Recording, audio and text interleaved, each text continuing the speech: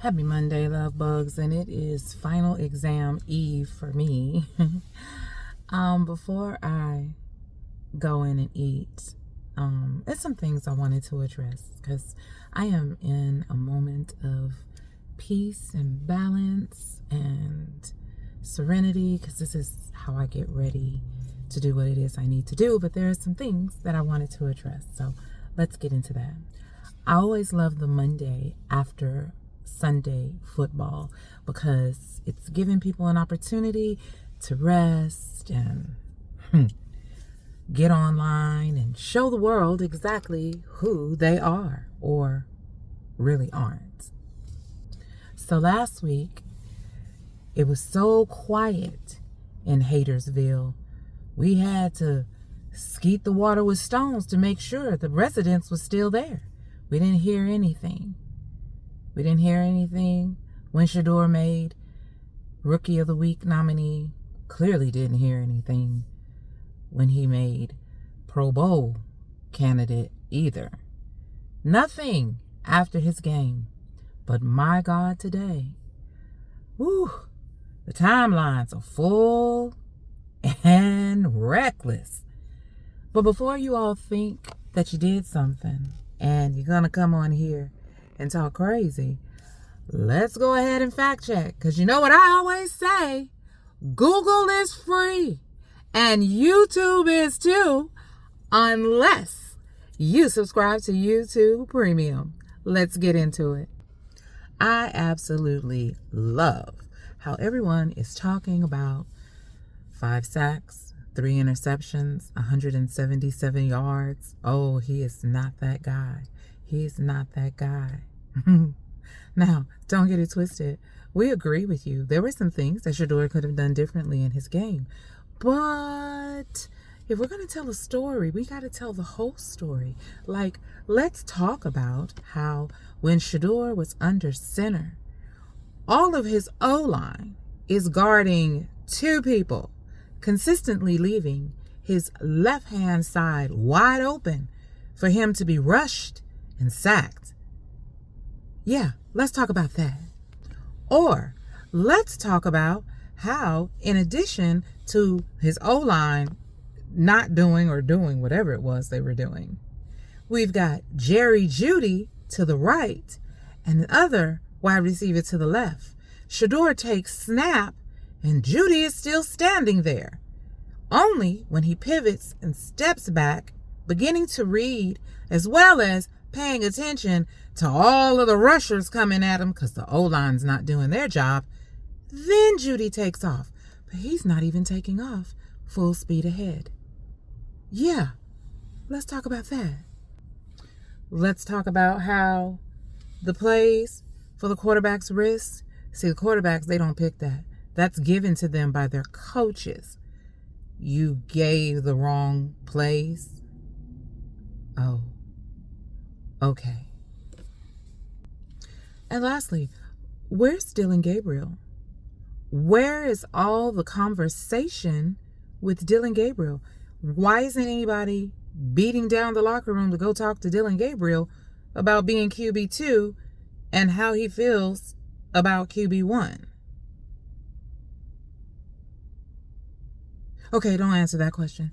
Just where is Dylan Gabriel? We haven't seen him.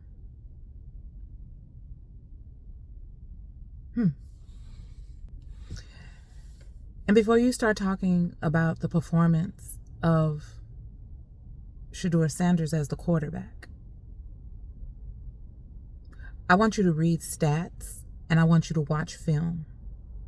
Not because your gonads are swelled with testosterone poisoning and ego. No. I want you to watch the film and I want you to look at the stats. Because there are 11 members of the team, but the only one you all keep talking about is Shedeur. You're not talking about Quinshon Judkins' performance. He had how many carries and how many yards? Oh, okay. You're not talking about any of your tight ends. You're only talking about one person. Unfortunately, this is not ping pong. This is football. A quarterback is one of 11 players. Now, yes, the quarterback is the captain. They are the leader. They are the navigator. They are the compass of the team. That is accurate. But they're not the only ones.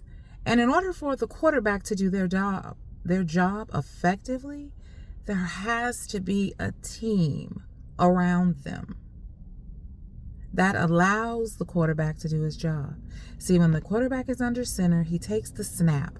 He's got to have an O-line that is going to protect the complete line to give him time to be able to see and read the defense while he is reading his wide receivers.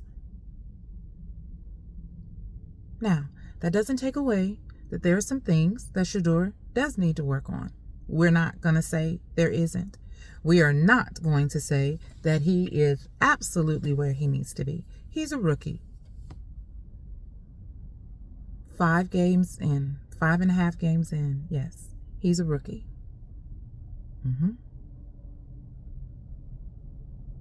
But that would be giving him grace. Yeah, the same kind of grace you ask us to give Flacco and give Dylan Gabriel.